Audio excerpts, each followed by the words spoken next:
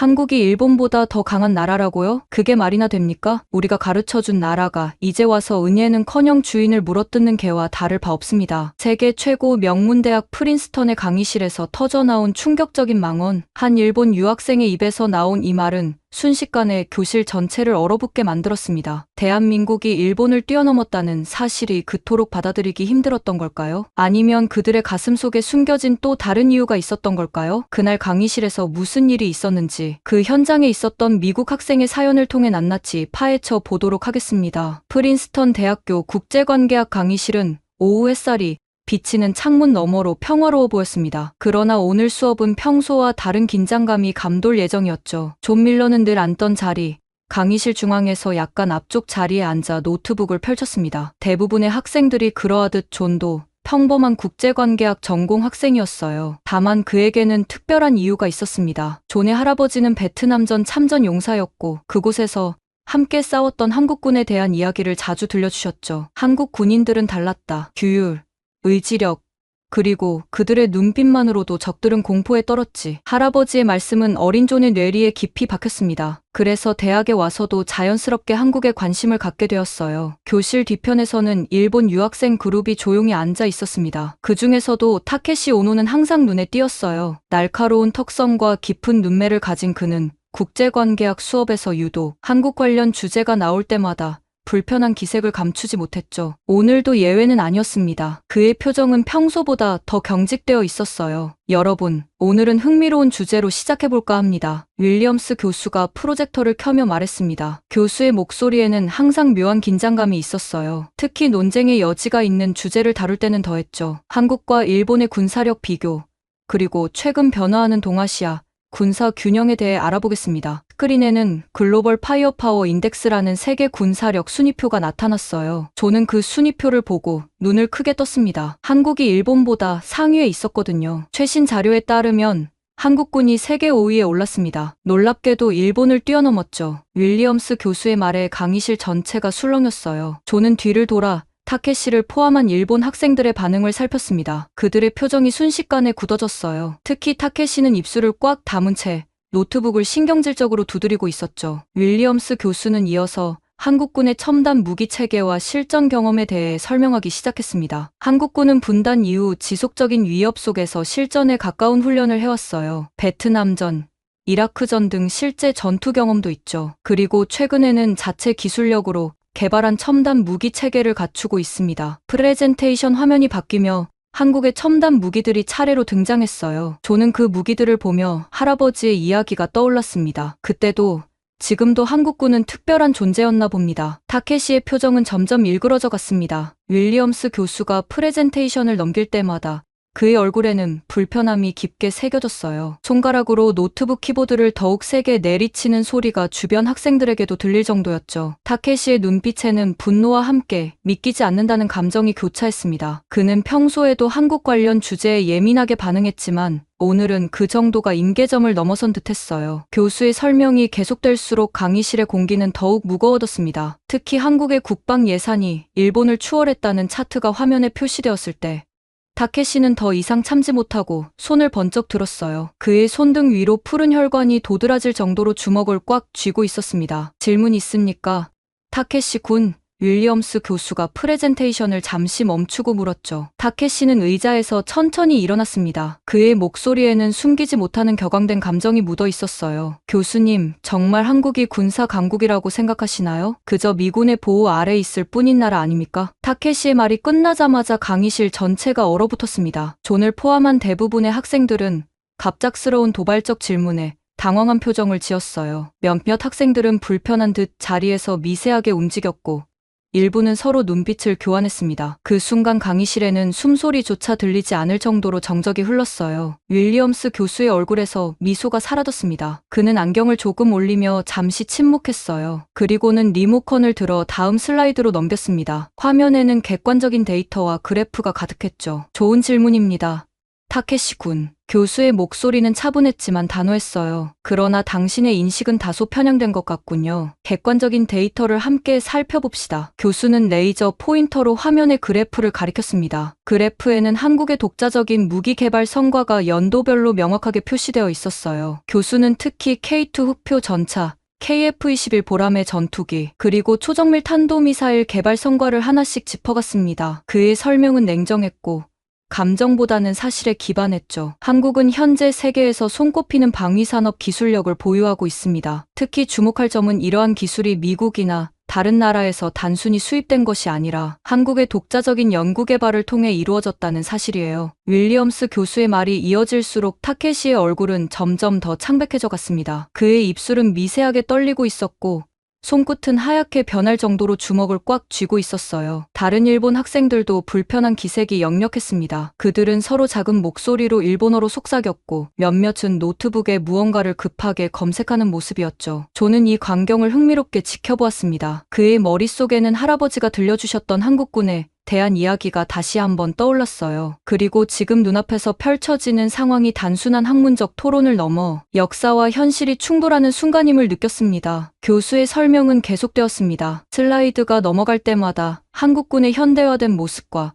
독자적 기술력이 점점 더 선명하게 드러났어요. 저는 교수의 말 한마디도 놓치지 않으려 집중했습니다. 그의 노트북 화면에는 빠르게 타이핑된 필기가 가득했죠. 특히 한국의 방위산업 수출 실적이 일본을 크게 앞지른다는 그래프가 나왔을 때 저는 놀라움을 감추지 못했어요. 한국은 현재 세계 8번째 무기 수출국입니다. 이는 10년 전만 해도 상상하기 어려웠던 변화죠. 윌리엄스 교수의 말에 강의실 전체가 다시 한번 술렁였습니다. 타케시의 표정은 점점 더 굳어져 갔어요. 그의 얼굴에는 이제 분노를 넘어선 당혹감이 깃들기 시작했습니다. 손가락으로 노트북에 뭔가를 검색하면서도 그의 눈은 화면에서 떨어지지 않았어요. 마치 저 통계가 틀렸다는 증거라도 찾으려는 듯 필사적이었죠. 교수는 이제 한국군의 첨단 무기들을 하나씩 자세히 설명하기 시작했습니다. K2 흑표 전차의 성능이 미국의 에이브람스나 독일의 레오파르트와 견줄만하다는 설명, KF-21 보람의 전투기가 자체 개발된 스텔스 기술을 적용했다는 내용, 그리고 한국의 초정밀 유도 미사일이 지중해에서도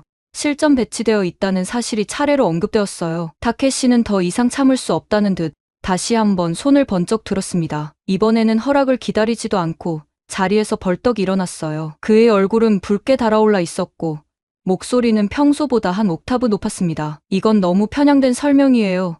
교수님. 한국은 일본 덕분에 근대화된 나라입니다. 과거에는 총 하나도 만들지 못했죠. 타케시의 마지막 문장이 떨어지자마자 강의실은 완전한 정적에 휩싸였습니다. 몇몇 학생들은 충격받은 표정으로 타케시를 바라보았고 다른 학생들은 불편한 듯 자리에서 몸을 비틀었어요. 특히 교실 앞쪽에 앉아있던 아시아계 학생 몇 명의 얼굴이 순식간에 굳어졌습니다. 윌리엄스 교수는 잠시 침묵했습니다. 그의 표정은 이제 완전히 심각해졌어요. 천천히 안경을 벗어 닦으며 깊은 숨을 내쉬었죠. 교수의 그 행동에서 조는 폭풍전야의 고요함을 느꼈습니다. 타케시 군, 당신의 발언은 학문적 토론의 범위를 넘어선 것 같군요. 교수의 목소리는 차갑고 단호했어요. 역사적 사실에 대한 당신의 해석이 객관성을 잃고 있습니다. 윌리엄스 교수는 리모컨을 들어 다음 슬라이드로 넘겼습니다. 화면에는 한국의 삼국시대부터 이어져 온 금속 재련 기술과 화약 무기 발전사가 나타났어요. 특히 세계 최초의 화포인 화차와 신기전이라는 다연장 로켓이 강조되어 있었습니다. 한국은 15세기에 이미 세계 최초의 다연장 로켓 시스템을 개발했던 나라입니다. 역사적 맥락을 이해하는 것이 중요하죠. 교수의 말이 이어질수록 타케시의 얼굴은 점점 더 창백해졌습니다. 그는 이제 자신의 발언이 단순한 학문적 반박을 넘어 정치적, 역사적으로 민감한 영역을 건드렸다는 것을 깨달은 듯했어요. 하지만 그의 눈빛에서는 여전히 굴복하지 않으려는 완고함이 느껴졌습니다. 윌리엄스 교수는 타케시의 도발적인 발언에도 침착함을 유지했습니다. 그의 눈빛은 날카로웠지만 목소리는 여전히 학문적 엄격함을 잃지 않았어요. 교수는 레이저 포인터로 화면의 다음 자료를 가리켰습니다. 그것은 한국군의 현대 무기 체계와 일본 자위대의 장비를 비교한 표였죠. 여러분, 객관적인 데이터를 보시죠. 한국의 국방 기술은 단순히 외국 무기를 들여오는 수준을 넘어섰습니다. K-92 흑표 전차는 독일과 미국의 기술 자문을 받았지만 핵심 설계와 기술은 한국의 독자적인 것이에요. 교수의 설명이 이어질수록 타케시의 얼굴은 점점 더 창백해졌습니다. 그의 손가락 마디가 하얗게 변할 정도로 책상 가장자리를 꽉 쥐고 있었어요. 눈꺼풀이 미세하게 떨리는 것이 멀리서도 보일 정도였습니다. 더 나아가 한국은 현재 세계에서 유일하게 전투기 개발 프로그램을 성공적으로 진행 중인 나라 중 하나입니다. 영국, 프랑스, 독일이 공동으로 개발한 유로파이터 EU 독자 개발된 전투기는 KF-21이 거의 유일하죠. 이 말에 강의실의 학생들 사이에서 작은 탄성이 흘러나왔습니다. 저는 지금 교수가 말하는 내용이 단순한 군사력, 비교를 넘어 기술 독립성과 국가 주권에 관한 더 깊은 이야기라는 것을 직감했어요. 그의 시선이 타케시에게 향했습니다. 타케시는 이제 완전히 궁지에 몰린 표정이었죠. 윌리엄스 교수는 계속해서 한국군의 강점을 짚어나갔습니다. 한국군의 가장 큰 강점은 단순한 장비의 숫자나 최신성이 아닙니다. 그것은 바로 실전에 가까운 훈련 강도와 조직력에 있어요. 슬라이드가 넘어가면서 한국군의 혹독한 훈련 장면들이 나타났습니다. 눈보라 속에서 진행되는 동계훈련, 폭염속 행군, 그리고 실전과 거의 유사한 대규모 합동훈련 장면들이었죠. 학생들의 눈에는 경이로움이 어렸습니다. 한국은 여전히 정전 상태의 분단국가입니다. 그들에게 군사력은 단순한 과시가 아닌 생존의 문제예요. 이것이 한국군이 세계에서 가장 실전적인 훈련을 받는 이유죠. 타케시는 이제 더 이상 반박하지 못했습니다. 그의 얼굴에는 복잡한 감정들이 교차했어요. 분노, 당혹감, 그리고 어쩌면 자신의 인식이 편향되었을지도 모른다는 작은 의심까지. 그는 입술을 꽉 깨물고 자리에 앉았습니다. 교수는 다음 슬라이드로 넘어갔습니다. 화면에는 한국군과 일본 자위대의 국제활동이 비교되어 있었어요. 한국군은 레바논, 아프가니스탄, 이라크 등 전 세계 분쟁, 지역에서 평화유지군으로 활동한 기록이 자세히 나와 있었습니다. 한국군은 실전 경험을 통해 전투력을 검증받았습니다. 베트남전에서는 미군 다음으로 큰 규모의 외국군으로 참전했고, 최근에는 아덴만에서 해적 소탕 작전을 성공적으로 수행했죠. 이런 경험은 무기 숫자만으로는 측정할 수 없는 귀중한 자산입니다. 강의실의 공기는 점점 더 무거워졌습니다. 타케시의 주변에 앉은 일본 학생들도 이제는 더 이상 그를 지지하는 기색을 보이지 않았어요. 오히려 약간 거리를 두는 듯한 모습이었죠. 학문적 토론이 국가적 자존심 싸움으로 변질되는 것을 원치 않는다는 듯한 표정들이었습니다. 타케시는 마지막 힘을 모으듯 다시 한번 손을 들었습니다. 그의 목소리는 이전보다 더 격앙되어 있었어요. 손끝이 미세하게 떨리는 것이 앞자리에 앉은 학생들에게도 보였습니다. 타케시의 이마에는 작은 땀방울이 맺혔고 그의 호흡은 평소보다 빨라져 있었죠. 교수님, 그래도 일본은 경제 규모나 기술력에서 한국보다 앞서 있습니다. 군사력만으로 국가의 힘을 평가할 수는 없지 않습니까? 타케시의 목소리에는 절박함이 묻어났어요. 마치 마지막 동아줄이라도 붙잡으려는 듯한 심정이 그대로 전해졌습니다. 윌리엄스 교수는 잠시 생각에 잠긴 표정을 지었습니다. 그리고는 천천히 고개를 끄덕였어요. 좋은 지적입니다.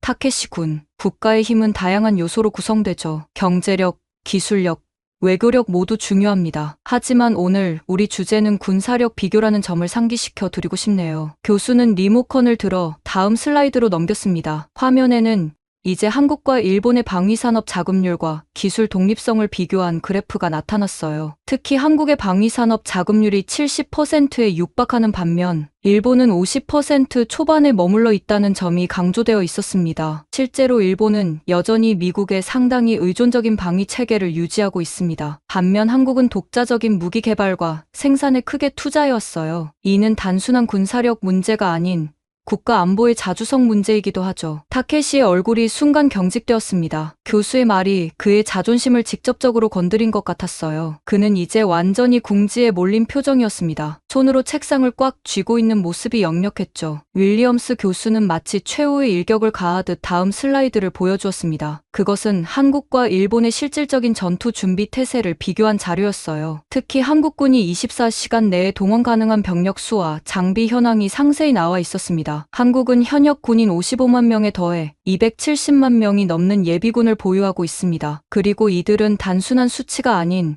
정기적인 훈련을 통해 실전 능력을 유지하고 있는 전력이에요. 슬라이드에는 한국의 예비군 훈련 제도가 자세히 설명되어 있었습니다. 40살을 넘긴 남성들도 여전히 유사시 즉각 전투에 투입될 수 있는 태세를 유지하고 있다는 내용이었어요. 심지어 60살까지도 국가 비상시에는 동원 대상이 된다는 내용에 강의실 전체가 놀란 표정을 지었습니다. 이것은 한국이 가진 눈에 보이지 않는 군사력입니다. 단순한 현역 병력과 장비 숫자를 넘어선 전 국민적 방위 의식과 체계죠. 타케시의 얼굴이 점점 창백해졌습니다. 그의 입술이 미세하게 떨리는 것이 보였어요. 더 이상 반박할 말을 찾지 못하는 듯 했습니다. 그는 이제 자신의 인식이 얼마나 편향되어 있었는지 조금씩 깨닫기 시작한 것 같았어요. 윌리엄스 교수는 타케시를 똑바로 바라보며 말했습니다. 타케시 군, 당신의 인식은 편견에 가까워요. 학문의 세계에서 우리는 항상 객관적 사실을 바탕으로 토론해야 합니다. 감정이나 국가적 자존심이 판단을 흐리게 해서는 안 되죠. 이 말을 들은 타케시의 표정이 굳어졌습니다. 그의 눈에서는 분노와 당혹감, 그리고 어쩌면 부끄러움까지 복합적인 감정이 읽혔어요. 강의실 전체가 그를 주목하고 있었습니다. 몇 초간의 침묵이 흐른 후 타케시는 천천히 자리에서 일어났어요. 그리고는 노트북을 가방에 넣고 한마디도 없이 강의실을 떠났습니다. 타케시가 떠난 후 강의실에는 묘한 긴장감이 감돌았습니다. 학생들은 서로 눈길을 교환하거나 작은 목소리로 속삭였어요. 이런 직접적인 대립이 대학 강의실에서 벌어지는 것은 흔치 않은 일이었죠. 윌리엄스 교수는 잠시 침묵한 후 다시 수업을 이어갔습니다. 자, 이제 좀 더 깊이 있는 분석으로 들어가겠습니다. 교수의 목소리는 차분했지만 그 안에는 더욱 진지한 무게감이 실려 있었어요. 한국군이 가진 진정한 강점은 무엇일까요? 프로젝터 화면이 바뀌었습니다. 이번에는 한국군의 훈련, 체계와 조직 문화에 관한 상세한 자료가 나타났어요. 특히 병영 생활의 강도와 실전적 훈련 방식이 강조되어 있었습니다. 한국군은 세계에서 가장 혹독한 훈련을 받는 군대 중 하나입니다. 여기서 주목할 것은 단순한 체력적 고난이 아니라 극한 상황에서의 의사결정 능력과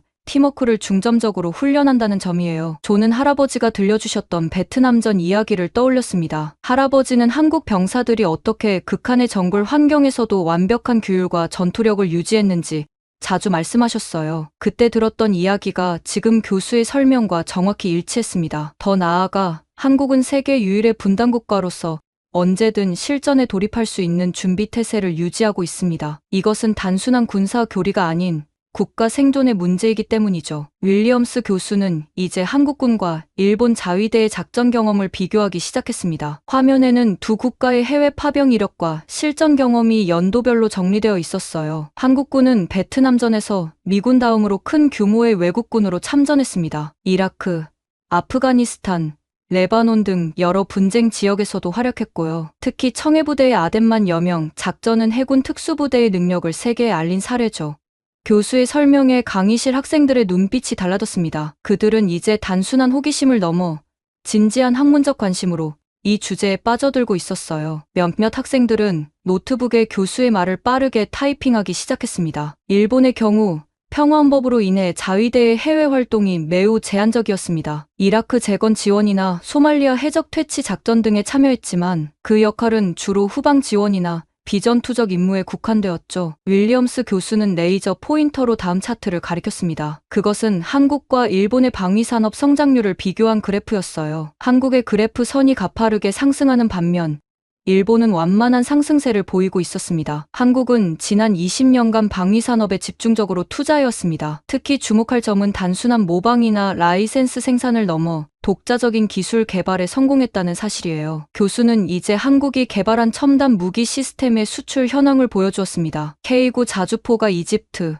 폴란드, 호주 등에 수출된 사례, KF-21 보람의 전투기의 수출 가능성, 그리고 한국 잠수함과 구축함의 해외 진출 현황이 상세히 나열되어 있었어요. 한국은 이제 세계 무기 시장에서 중요한 플레이어로 자리매김했습니다. 특히 가격 대비 성능 측면에서 경쟁력을 인정받고 있죠. 윌리엄스 교수는 마지막으로 가장 중요한 슬라이드를 보여주었습니다. 그것은 한국과 일본의 국방 자주성을 비교한 자료였어요. 이것이 오늘 수업의 핵심입니다. 일본은 여전히 미군에 크게 의존하는 방위 체계를 유지하고 있습니다. 반면 한국은 독자적인 전투 능력과 방위 산업을 갖추고 있죠. 이것은 단순한 군사력 순위를 넘어선 국가 안보의 질적 차이를 보여주는 지표입니다. 강의가 끝나갈 무렵 윌리엄스 교수는 현대 군사 지형에서 한국이 갖는 전략적 위치에 대한 설명을 이어갔습니다. 강의실 안의 공기는 무겁지만 지적 호기심으로 가득 차 있었어요. 타케시가 떠난 빈자리가 유독 눈에 띄었지만 수업은 더욱 심도 있게 진행되고 있었습니다. 여러분, 국제 안보 환경에서 한국이 차지하는 위치를 이해하기 위해서는 또 다른 측면을 살펴봐야 합니다. 바로 예비 전력입니다. 윌리엄스 교수의 목소리는 차분했지만 강의실 전체에 울려 퍼졌어요. 새로운 슬라이드가 화면에 나타났습니다. 한국의 예비군 체계를 상세히 보여주는 도표였어요. 특히 나이대별 동원 체계와 훈련 현황이 자세히 정리되어 있었습니다. 한국은 세계에서 가장 강력한 예비군 체계를 갖추고 있습니다. 현역을 마친 남성은 40살까지 1년에 새 7일 이상의 실전적 예비군 훈련을 받아요. 이들은 유사시 24시간 내에 전투력으로 전환될 수 있습니다. 교수의 설명이 이어질수록 학생들의 눈에는 놀라움이 깃들었습니다. 특히 미국 학생들은 한국의 국방 체계가 자신들의 상상을 훨씬 뛰어넘는다는 사실에 경이로움을 감추지 못했어요. 더 놀라운 점은 예비군 훈련의 질입니다. 이것은 단순한 형식적 소집이 아닌 실제 전투 상황을 가정한 고강도 훈련이에요. 40대의 한국 남성들이 전투복을 입고 진흙 속을 기어가며 실전 훈련을 하는 모습을 상상해 보세요. 교수가 보여준 다음 영상은 한국의 민방위 훈련 장면이었습니다. 도시 전체가 일시에 멈추고 모든 시민들이 대피소로 이동하는 모습이었어요. 그리고 예비군들이 도심 한복판에서 실시하는 대테러 훈련 장면까지. 이런 모습은 다른 어떤 선진국에서도 찾아보기 힘든 광경이었습니다. 이것이 바로 한국이 가진 눈에 보이지 않는 군사력입니다. 국가 전체가 언제든 전시 체제로 전환될 수 있는 준비가 되어 있다는 것이죠. 윌리엄스 교수는 잠시 침묵한 후 오늘 강의의 핵심을 정리하기 시작했습니다. 그의 목소리에는 학문적 엄격함과 함께 진지함이 묻어났어요. 결론적으로 한국군의 진정한 강점은 첨단 무기 체계만이 아닙니다. 그것은 전 국가적인 안보 의식과 체계, 그리고 실전 경험에서 나오는 것이죠. 이러한 요소들이 한국을 세계 5위의 군사 강국으로 만든 근본적인 이유입니다. 교수는 마지막 슬라이드를 보여주었습니다. 그것은 이스라엘 군사 전문가의 인용문이었어요. 만약 전쟁이 발발한다면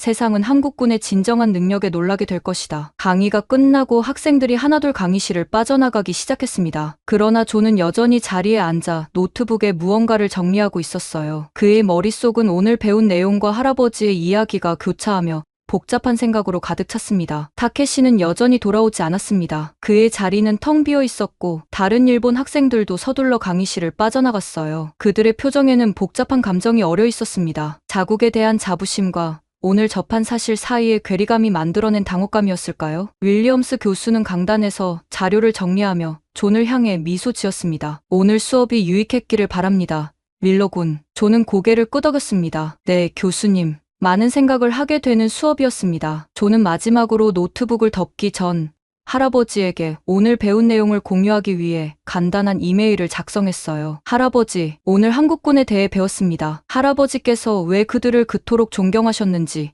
이제 조금은 이해가 됩니다. 존의 눈에는 새로운 깨달음의 빛이 어렸습니다. 오늘의 수업은 단순한 군사력 비교를 넘어 역사와 현실, 그리고 국가의 정체성에 대한 깊은 통찰을 주는 시간이었어요. 그리고 무엇보다 할아버지의 이야기가 단순한 노병의 회상이 아닌 객관적 사실에 기반한 경험이었다는 것을 확인하는 소중한 시간이었습니다. 강의실을 나선 존은 캠퍼스 잔디밭에 홀로 앉았습니다. 늦가을의 차가운 바람이 얼굴을 스쳤지만 그의 머릿속은 오늘 강의에서 받은 깨달음으로 뜨거웠어요. 노트북을 무릎 위에 올려놓고 오늘 필기한 내용을 다시 한번 특히 한국군의 실전 경험과 예비 전력에 관한 부분에 밑줄을 그으며 깊이 생각에 잠겼어요. 존의 할아버지는 베트남전에서 한국군 청룡부대와 함께 작전을 수행한 경험이 있었습니다. 어린 시절 존에게 들려주신 이야기 중에는 항상 한국 병사들에 대한 존경심이 묻어 있었어요. 그들은 절대 물러서지 않았다. 가장 위험한 지역에서도 완벽한 규율과 용기를 보여주었지. 할아버지의 목소리가 귓가에 생생하게 울려 퍼졌습니다. 오늘 강의를 들으며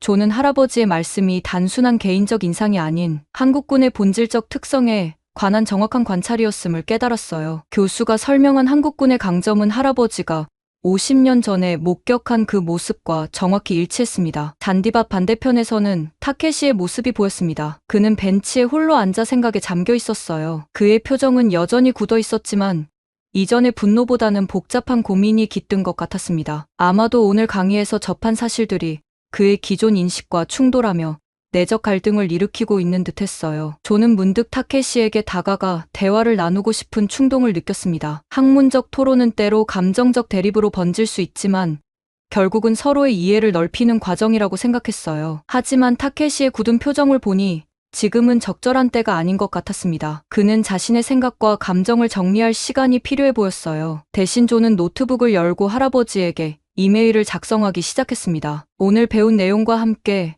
할아버지의 이야기가 얼마나 소중한 역사적 증언이었는지 전하고 싶었어요. 또한 베트남에서의 경험에 대해 더 자세히 물어보고 싶었습니다. 할아버지, 오늘 국제관계학 수업에서 한국군에 대해 배웠습니다. 할아버지께서 말씀해주신 한국 병사들의 모습이 단순한 개인적 경험이 아닌 그들의 군사적 전통과 깊이 연결되어 있다는 것을 알게 되었어요. 교수님에 따르면 한국군은 현재 세계 5위의 군사력을 가진 강국이라고 합니다. 이메일을 작성하는 동안 존의 머릿속에는 오늘 배운 내용이 정리되기 시작했습니다. 한국의 군사력은 단순한 무기 숫자나 국방 예산의 크기를 넘어선 무언가가 있었어요. 그것은 국가의 역사적 경험과 생존을 위한 절박함, 그리고 전 국민적인 안보 의식이 만들어낸 독특한 군사 문화였습니다. 이제 존은 할아버지가 왜 그토록 한국군을 높이 평가했는지 진정으로 이해할 수 있었어요. 그것은 단순한 전투 능력을 넘어선 국가의 정체성과 의지가 반영된 군대였기 때문이었습니다. 전쟁의 참혹함을 겪은 국가가 평화를 지키기 위해